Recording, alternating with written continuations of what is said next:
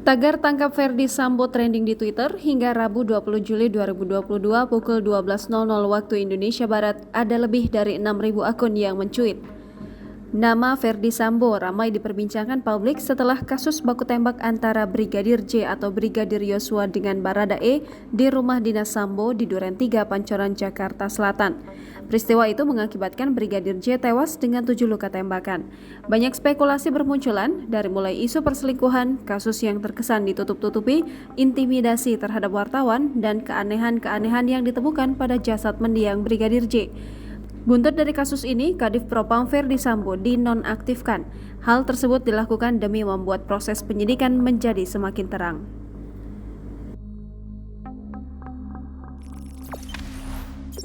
Jangan lupa subscribe, share, komen, dan like ya!